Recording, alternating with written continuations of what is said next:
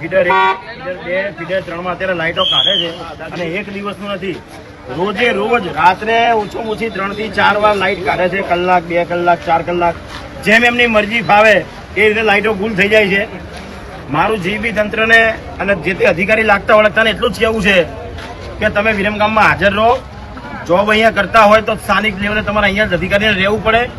તમારા પરિવારને આ અંધારામાં લાઇટ વગર, પંખા વગર રાખો તો ખબર પડે કે કેવી રીતના વિરમગામની જે પ્રજા છે અત્યારે આમ બધાના ફેસ ઉપર ખાલી આમ જુઓ તમે, ખાલી બધાના પરિવારો દિવસે જોબ જતા હોય, છોકરાઓ ભણતા હોય, દરેકને તકલીફ પડે છે. જે વેપારી માણસ છે, મજૂર માણસ છે, આખો દિવસ મજૂરી કરીને થાક્યો હોય, રાતે એને સુવાનું હોય, એની જગ્યાએ અત્યારે આ તાપમાંથી લાઇટ વગર, પંખા વગર હેરાન થવાનું, એને આરામ ના મળે.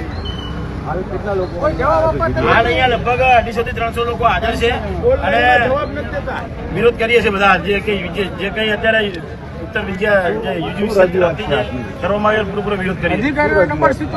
રજૂઆત અમારી એટલી જ છે, અમે ફોન કરીએ છીએ, ફોન કોઈ ઉપાડતા નથી, ફોન સાઈડમાં મૂકી દે છે. કોઈની કમ્પ્લેન, અહીંયા એક જ ભાઈ છે કમ્પ્લેન સાંભળવા માટે, એક જ વ્યક્તિ છે.